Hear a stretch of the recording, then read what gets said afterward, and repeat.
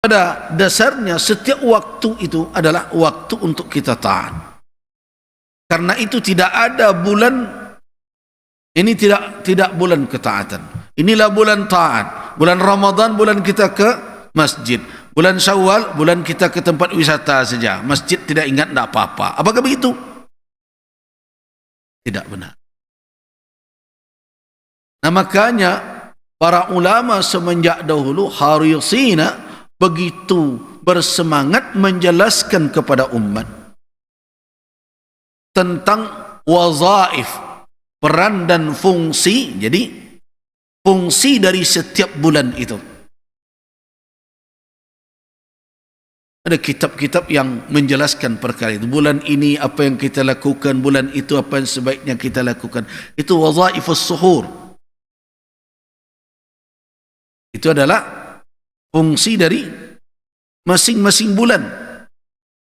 Nah, di antara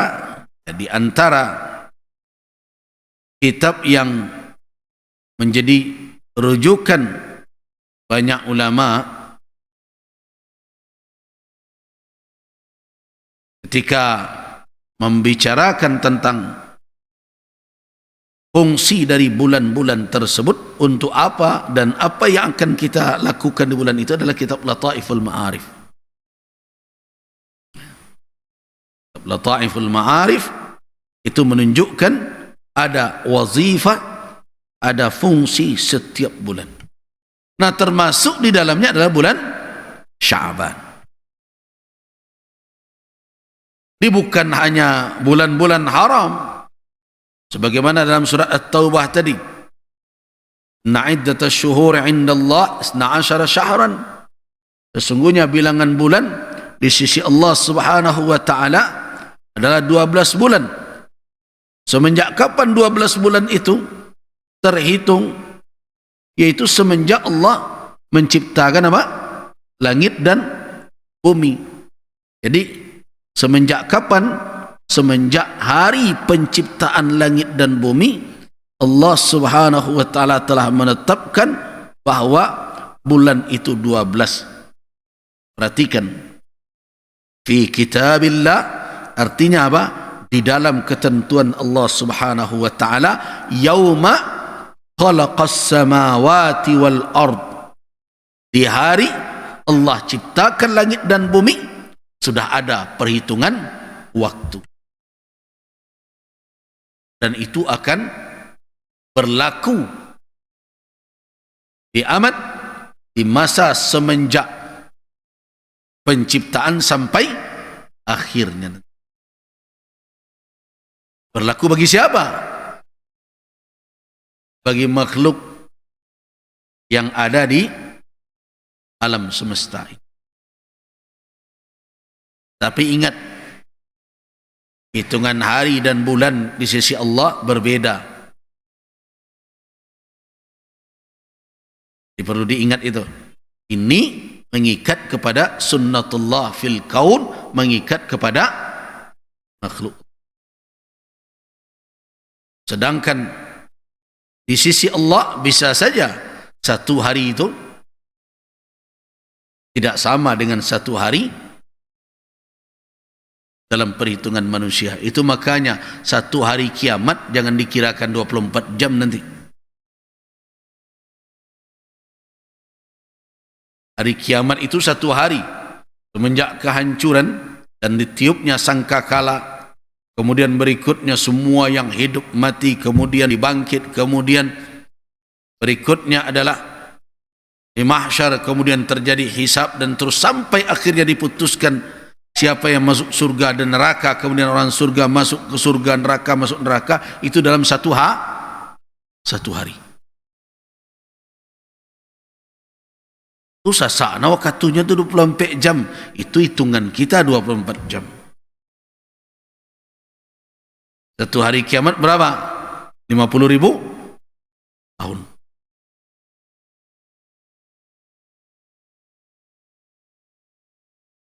Jadi perlu diingat bahwa ini adalah ketentuan berlaku sebagai sunnatullah di alam ini untuk makhluk. Nah, dari 12 itu ada 4 bulan haram. Ada 4 bulan haram dijelaskan oleh Nabi SAW. 3 bulannya berurutan bulan haram itu. Mulai dari kapan? Mulai dari Dzulqa'dah, Dzulhijjah, Muharram, kan berurutan. Kemudian ditambah lagi ada yang terpisah, yaitu Rajab. Dalam hadis disebut Rajab Mudhar. Kenapa kok disebut nama suku Rajab Mudhar? Karena orang Mudhar memuliakan bulan Rajab ini, karena itu ma'ruf dengan Rajab Mudhar, dengan berbagai keyakinan mereka di masa jahiliyah. Nah, 4 bulan itu bulan haram. Dan wazifah, fungsi bulan haram jelas. Di dalam Al-Quranul Karim, salah satunya adalah, di antara fungsinya adalah, orang mencoba melatih diri untuk jangan terjebak ke dalam kezaliman, baik zalim kepada diri sendiri maupun kepada orang lain. Nah, karena itu semenjak jahiliyah dahulu, kalau tiba bulan haram, stop peperangan. Walaupun terkadang mereka tidak konsisten. Nah, berarti fungsi bulan haram, di mana fungsi bulan haram itu adalah untuk menghentikan berbagai macam permusuhan dan perlawanan antar manusia, sudah diwarisi oleh kaum musyrikin Makkah semenjak dahulu, dan bisa jadi ini adalah di antara syariat yang ditinggalkan oleh Nabi Allah Ibrahim dan Nabi Ismail. Apalagi bulan haram itu juga sebagiannya bertepatan dengan bulan haji, yaitu bulan Dzulqa'dah dan Dzulhijjah. Bulan haji itu mulai kapan? Syawal. Nah, kita sudah tahu itu adalah fungsi dari bulan haram. Nah, tentu ada bulan-bulan lain yang tidak masuk ke dalam bulan haram juga punya fungsi juga, di antaranya Ramadan sebagai bulan siam, bulan puasa. Bulan Syawal, di mana bulan Syawal adalah di samping di bulan itu ada Idul Fitri, ada apa lagi? Adalah awal bulan haji. Al-hajju ashhurum ma'lumat. Haji itu beberapa bulan yang telah dimaklumi. Nah, beberapa bulan, jelas Al-Quran memakai kata ashhur.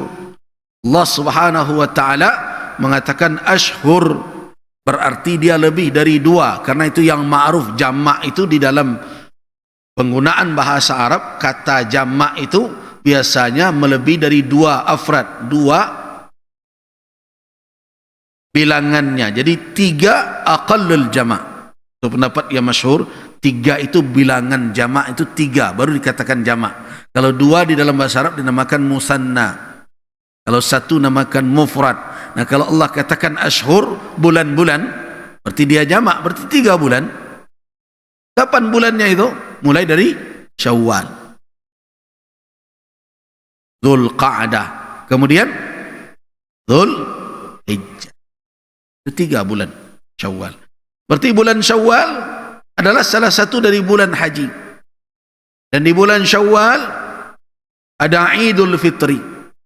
Dan di bulan Syawal ada puasa Sittam min Syawal, 6 hari bulan Syawal. Dan itulah di antara wazifah, di antara fungsi bulan itu, untuk kita mendekatkan diri kepada Allah Subhanahu wa ta'ala, di samping dengan petunjuk-petunjuk umum. Setiap bulan ada siam, Yaumul Isnain wal Khamis, puasa Senin dan Kamis, kemudian Ayyamil Bid, hari-hari terang.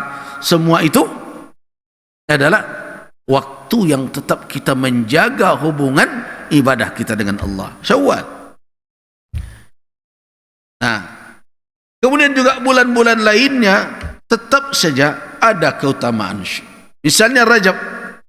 Rajab adalah bulan haram, salah satu bulan haram yang dikatakan oleh Nabi 3 berurutan, Dzulqa'dah, Dzulhijjah, Muharram, kemudian ada satu lagi yaitu bulan Rajab.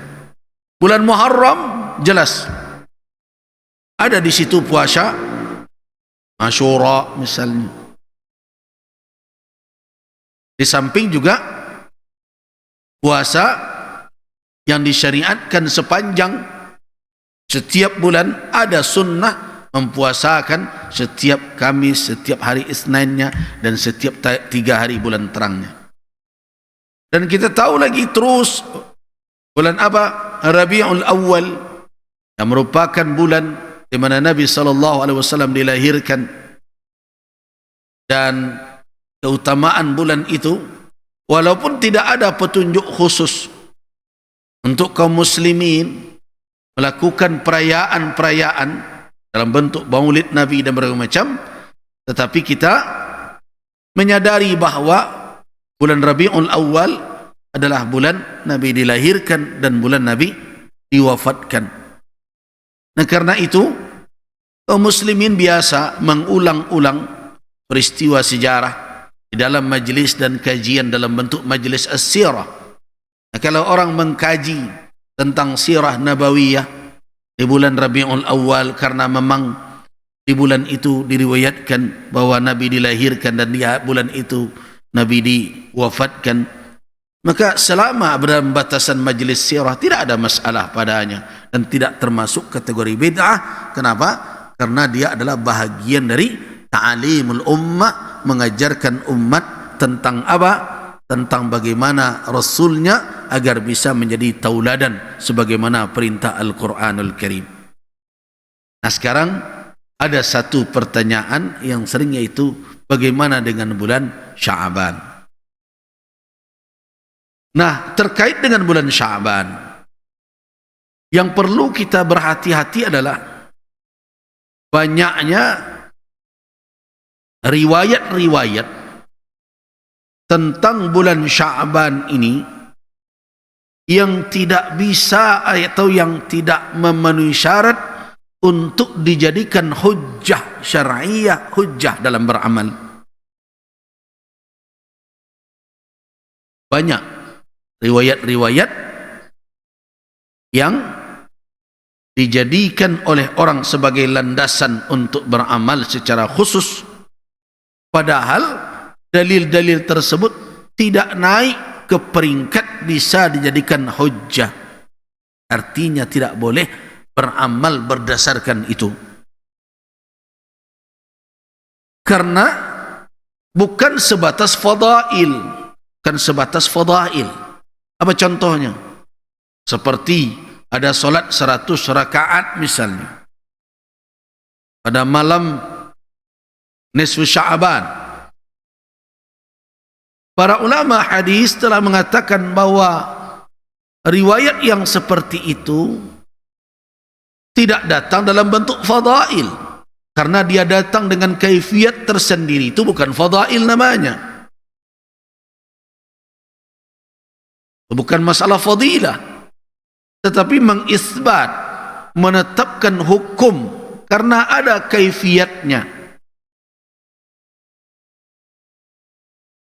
ada tata caranya, ada bacaan yang dibaca.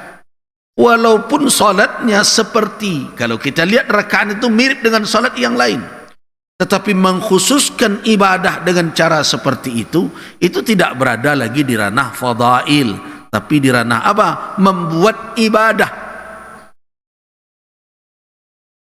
melakukan ibadah tersendiri, menetapkan ibadah dari apa? Dari asal waktu dan kaifiatnya, walaupun dia mirip dengan salat yang lainnya. Apa yang menjadi alamatnya, tandanya? Seperti bilangan rakaatnya, seperti bacaannya.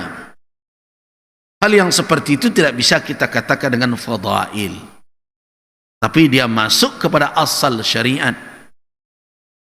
Dan kita tahu bahwa satu ibadah itu kalau kita akan lakukan harus bersandar kepada apa? kepada ketetapan syariat. Ketetapan syariat tentu bisa kita ketahui dari mana? Dari dalil yang sahih yang bisa menjadi hujjah untuk itu. Ini yang perlu diingat.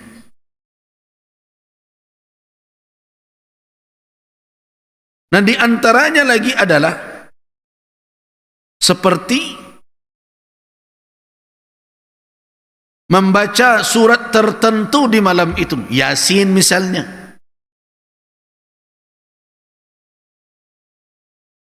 Sudah bertebaran pula. Saya tidak ingin jamaah yang mengaji di sini ikut pula men-share-share itu.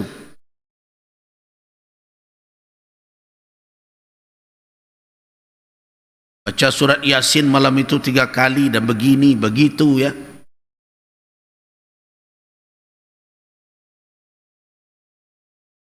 Kenapa demikian? Karena dalil yang menjadi rujukan tentang itu adalah dalil yang tidak kuat untuk dijadikan sebagai hujjah syar'iyah. Tidak kuat menjadi hujjah syar'iyah. Nah, terus bagaimana kita menyikapi perkara yang demikian?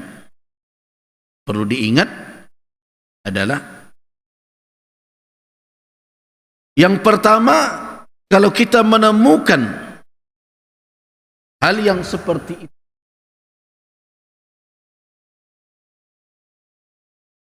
bertemu yang demikian,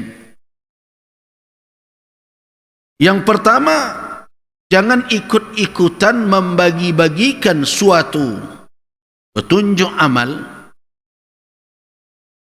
yang tidak berdasarkan kepada dalil-dalil yang sahih. Akan sering orang bertanya, dan kami tidak tahu sahih tidak sahihnya tu ya.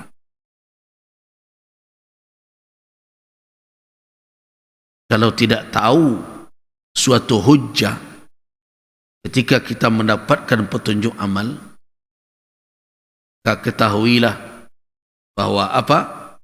Amalan tersebut belum hak kita untuk menyampaikannya kepada orang. Perlu diingat itu. Kalau kita sudah menyampaikan suatu amalan kepada orang lain, kita mesti tahu apakah amal tersebut memang tegak di atas dalil syarak atau tidak. Ini tidak bisa sembarangan. Ya boleh tenang yakin. Ya kalau sebatas itu, sebaiknya bertanya dulu kepada ulama yang bisa menjelaskan dalil-dalil syaraknya.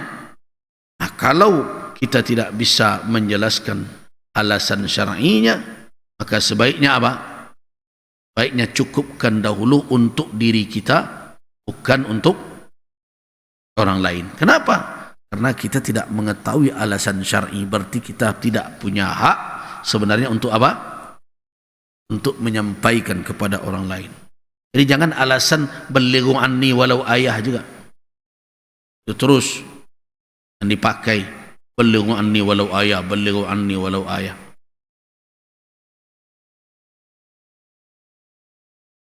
Jadi